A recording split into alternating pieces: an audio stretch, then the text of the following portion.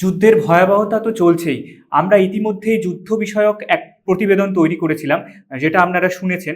আজকে আবারও এই যুদ্ধ, যে যুদ্ধকে ঘিরে আমাদের এত সমস্যা, এত ভয়াবহতা, শিশু মৃত্যু, শিশুদের কান্না, শিশু মৃত্যু, বিভিন্ন ছোট ছোট মানুষের, মানে যারা সাধারণ মানুষ, তাদের হতাশা এবং দুঃখের কথা শুনছিলাম। আজ আবারও আরোহী নিউজ বাংলায় আমরা শুনে নেব আমাদের editor in chief Biplab Kumar সিনহার কাছে, যে এই যে যুদ্ধ, স্ট্রেট অফ হরমুজ, যেটা একটা বড় সমস্যা, এই সমস্যা এবং ডোনাল্ড ট্রাম্প, এনাদের এই দুটো বিষয়কে কিভাবে তিনি একসঙ্গে দেখছেন এবং এই সমস্যাটাকে কিভাবে বেরিয়ে আসা যায়। স্ট্রেট অফ হরমুজ কিন্তু সমস্যা নয় ভাই।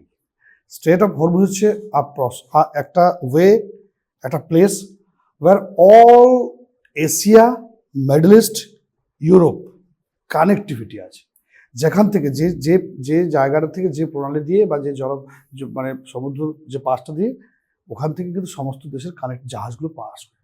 আর সেটা হচ্ছে ইরানের ক্ষমতা আছে, ইরানের আয়ত্ত আছে। তো ইরান দেখছে কি, আমরা তো যুদ্ধ করতে পারবো না। যে কোনো পৃথিবীতে যে কোনো দেশে কি জানে যে আমেরিকার সাথে যুদ্ধ করতে পারবো না, সার্ভাইভ করা কিন্তু খুব টাফ বেশি দিন ধরে। এক্ষেত্রে গল্পটা একটু অন্যরকম। এক্ষেত্রে গল্পটা ইরান কি করলো, ইরান যে ফাঁদটা ফেলেছে যে আমার এই জায়গাটা ইউজ করতে সবাইকে হবে। তো এই জায়গাটা যদি আমি গোলাটা, যেমন সামটাইমস আমাদের ইন্ডিয়াতে কি বলে চিকেন নেক, হ্যাঁ, শিলিগুড়ি করিডর, ওটা 22 কিলোমিটার একটা করিডর। অনেক সময় বাকিরা বলে না, পাকিস্তান বা বাংলাদেশ বলে না যে আমরা ওটা চিপে ধরি বা চেপে ধরি, চায়না বলে চেপে ধরি, তাহলে কিন্তু পুরো ইন্ডিয়াটাকে, মানে 7টা যে 7 সিস্টার্স আছে, সেই 7 সিস্টার থেকে আলাদা করে দেওয়া যায়। একদম সেম হচ্ছে ইরানের এই হরমুজ, মানে যেখান থেকেই সমস্ত দেশের, বিদেশের এবং এশিয়া থেকে শুরু করে, এশিয়া মহাদেশ থেকে শুরু করে, ইউরোপ থেকে শুরু করে, আফ্রিকা থেকে শুরু করে, সব জায়গা ওখান থেকে পাস, মানে মানে মানে সাগরে যদি কোনো ব্যবসা বাণিজ্য করতে হয়। তো ওটাই ইরান চাইছে যে এই জায়গাটা যদি আমি ধরে নিই, এই জায়গাটা যদি আমি গলার চেপে ধরি, তাহলে কি আমেরিকা থেকে ইউরোপ সবাই, নেটো কান্ট্রি সবাই তেল পাবে না, আর তেল থেকে এশিয়াও তেল পাবে না, আর তেল না পেলে তেলের দাম বেড়ে যাবে। এখন যেটা $120 আছে, সেটা মানে প্রায় 200-র কাছাকাছি চলে যাবে। তো ইরান বলছে যে আমি আর হয়তো মিসাইল দিয়ে যুদ্ধ করতে বেশি পারবো না, কিন্তু আপনাদের ইকোনমিক্যালি আমি পুরো পৃথিবীর ইকোনমিটাকে রেস্টোর করে দেবো। আবার সেকেন্ড যেটা বলেছে যে আমি ডলার ইউজ করব না।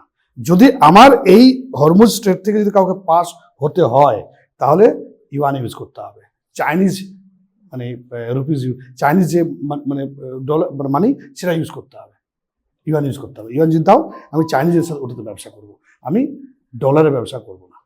এই আচ্ছা, এই বিষয়গুলো তো রইলই। এর পাশাপাশি পারমাণবিক শক্তি একটা বড় বিষয় হয়ে ওঠে। পারমাণবিক শক্তিধর যে দেশ, সেই দেশ যুদ্ধের ভুল বদল করে দিতে পারে। এটা তো আপনি জানেনই এবং আমাদের দর্শকরাও জানে অনেকাংশে। এই বিষয়টি যদি একটু বলেন, যে পারমাণবিক শক্তি দিয়ে দুটি দেশের মধ্যে যদি সমঝোতা বা লড়াই, বা দুটি দেশের মধ্যে কোথাও গিয়ে মিলনের একটা রাস্তা বা ভয়ের জায়গা, সব মিলিয়ে যদি পারমাণবিক শক্তিকে মাঝখানে কার রেখে, পারমাণবিক শক্তি আছে এখানে? এটা ইরানের ইরানের পারমাণবিক শক্তি শক্তি আছে। সেটা কখনো আমেরিকা বলছে যে ওদের পারমাণবিক শক্তির জায়গাটাকে ধ্বংস করা। 60% ওদের ইউরেনিয়াম যেটা আছে, এখন যে পরিমাণ ওদের তো B2B বোম, যেটা বোম ব্লাস্টার যেটা ফেললো, সেটা 45 কিলোমিটার গভীরে গিয়েও কিন্তু, 45 মিটার গভীরে গিয়েও কিন্তু ওটাকে সবকিছু শেষ করে ধূলিসাৎ করে দেয়। তো সেই লাস্ট খবর পর্যন্ত যেটা আমেরিকার দাবি, যে আমরা আমেরিকার ইরানের যে নিউক্লিয়ার প্রসেসের যে ইউরেনিয়ামটা লাগে, ওটা প্রায় শেষ করে দিয়েছে। কিন্তু ইরান দাবি করছে যে তাদের মধ্যে এখনো 60%-এর মতো ইউরেনিয়াম তাদের কাছে আছে, যেটা দিয়ে 10 থেকে 12টা পরমাণু বোমা তৈরি করা যেতে পারে। কিন্তু তৈরি করবেটা কে বস? প্রথম থেকে 22 জনের যে স্টেপ, সব নেতাদেরকে শেষ করে দিয়েছে আমেরিকা। কিন্তু আমেরিকা এখন একটাই বিপদে পড়েছে, যে আমেরিকা এখনো বুঝে উঠতে পারছে না। কারণ আমেরিকা যেটা ভেবেছিল যে এটা হয়তো ওয়ান কাইন্ড অফ ইরাক হবে, one kind of Syria, one kind of Afghanistan, one kind of Venezuela. ওরা এটা বুঝতে পারেনি, বা ডেনমার্কের মতো মাঝে মধ্যে ভয় খাওয়াই যাদেরকে, সেটা ওরা বুঝতে পারেনি যে এটা ইরান। ইরান এতটা স্ট্রংলি, মানে এত ধাক্কা দেবে, প্রতিপক্ষ হিসেবে এত স্ট্রংলি আসবে। এখন উনি পাগল হয়ে গেছেন। উনি এখন বলছেন তেল তো না পেলে প্রবলেম হবে, উনিও ভাবেন। উনি এখন বলছেন আমেরিকা এখন কি বলছে, চায়নাকে, জাপানকে, কানাডাকে, ইংল্যান্ডকে, 7টা দেশকে এবং আদার্স দেশকে বলেছেন তোমরা সবাই যুদ্ধ জাহাজ পাঠাও ওখানে, তোমাদের নিজস্ব জাহাজ যেগুলো আসবে সেগুলো তোমরা নিজেদের মতো করে নাও। তারপর এটা তো ওয়ান টাইপ অফ উইকনেসের পরিচয়। উনি সামটাইমস বলছেন আমি যুদ্ধ জিতে গেছি। আর এখন আমেরিকার কাছে এটা ইজ্জতের বিষয় হয়ে গেছে। এখন যদি আমেরিকা পিছিয়েও যায় তাহলে ভাববে, সবাই বলবে আমেরিকা হেরে গেছে। এই যে শক্তিশালী দেশের যে একটা সুপার পাওয়ার যে একটা ইমেজ, সেই ইমেজটা ধাক্কা খাবে।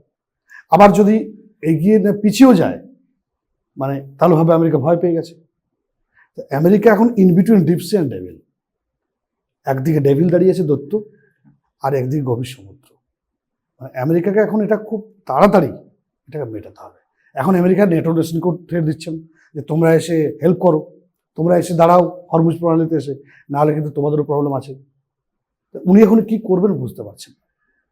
এতদিন ট্যারিফ নিয়ে হলো, এখন ইরান নিয়ে এবং যুদ্ধ নিয়ে আছেন। তো এই মানুষটা আরও 1.5-2 বছর থাকবে। নেক্সট স্টেপটা কি, নেক্সট উনি কি করতে চলেছেন সেটা একমাত্র উনি আর আমেরিকা জানে। একদমই, মানে ওনার মতামত বা ওনার চিন্তা সেগুলো সাধারণ মানুষ অতটা বুঝতে পারে না, যে কোন দিকে তিনি সিদ্ধান্ত নেবেন, কিভাবে তার সিদ্ধান্তগুলো এগোবে। তুমি দেখো না, ওনার পুরো মানে যে টেনিওরটা শুধুমাত্র বিদেশ নীতির উপর চলে গেল। কিন্তু উনি নিজের দেশের যে রিসেশন, দেশের যে জব, দেশের যে খামতি পড়ছে জবে, মাইগ্রেশনের যে প্রবলেম, সেগুলো নিয়ে কিন্তু বেশি মাথামাতি করার আর সময় নেই ওনার। উনি ট্যারিফ মানে বাইরের দেশগুলোকে কীভাবে মানে বশীগত বা বশীকরণ করবেন, আর যুদ্ধ। হ্যাঁ, কোথাও গিয়ে একনায়কতন্ত্রের দিকে যাওয়ার মানে এই বিষয়টি দেখতে পাওয়া যায়, সেটা সম্ভব না। এখনকার যে পৃথিবী, এখনকার পৃথিবীটা কিন্তু খুবই বলবো একটা চেয়ার বক্সের মতো। এখন কিন্তু এত সোজা নয় যে আমি একা যা করবো তাই করতে হবে। একদমই, ওই গ্লোবালাইজেশনের হওয়ার পর সব পৃথিবীটা আমাদের হাতের মুঠোয় রয়েছে। আগামী দিনে ডলার দুর্বল হবেই, ডলার দিয়ে সবকিছু আর হবে না।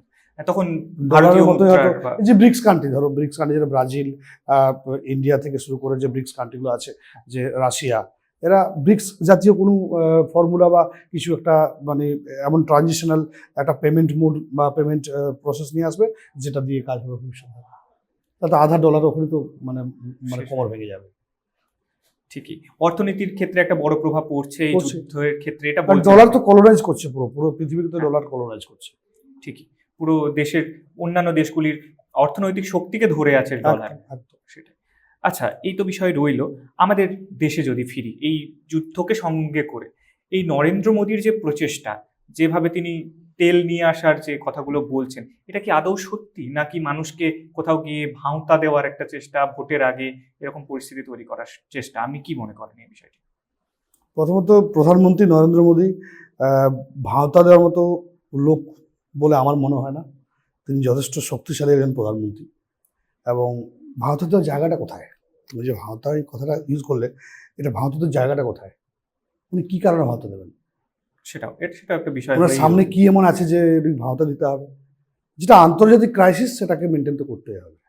আর সেক্ষেত্রে কিন্তু ধরো আমাদের শুধু ভারতের যে জাহাজ এসছে তা নয়, পাকিস্তানেরও এসছে জাহাজ, পাকিস্তানেরও জাহাজ পাস হয়েছে, চীনেরও জাহাজ পাস হয়েছে ওখান থেকে। কিন্তু চীন, পাকিস্তান, ইরানের সবসময় করছিল।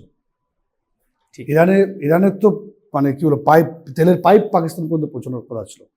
সেটা পাকিস্তানকে আমেরিকা ধমকে চমকে আর ওটা করতে দেয়নি না। তেমনি ইন্ডিয়ার সাথে মানে ইরানের সম্পর্কটা এই কারণেই, ওখানকার যে মিনিস্টার, যে দূতাবাসের যে মিনিস্টার, তিনি লাস্টে কি বলেন, একদিন কি বলেন, যে ভারত আমাদের শত্রু নয়, ভারত আমাদের বন্ধু। ঠিকই, ভারত কিন্তু এই যুদ্ধের বিপক্ষে, তারা শান্তির পক্ষে। সেই জন্য ভারতের মতো দেশকে আর্জি জানাচ্ছি, সেই জন্য ভারতকে আমরা এটা পরের থেকে আমরা পাস করতে দিলাম ট্রেনটা, এটাই বলেছে। তো এখানে মানে এটা আমি বলবো যে ডিপ্লোম্যাটিক সাকসেস বা পররাষ্ট্রনীতিতে মোদির একটা ছক্কা, এটা ভারত নয়, ছক্কা মেরেছেন 6। আচ্ছা, ভারতের প্রধানমন্ত্রীর বর্তমান অবস্থান সম্পর্কেও জানলাম।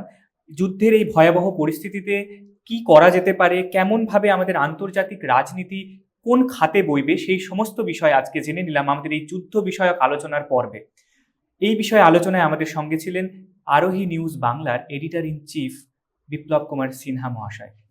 আপনাকে নমস্কার। নমস্কার। এই যুদ্ধ বিষয়ক আরও পর্ব দেখে নিতে চোখ রাখুন আরোহী নিউজ বাংলার এই পেজে।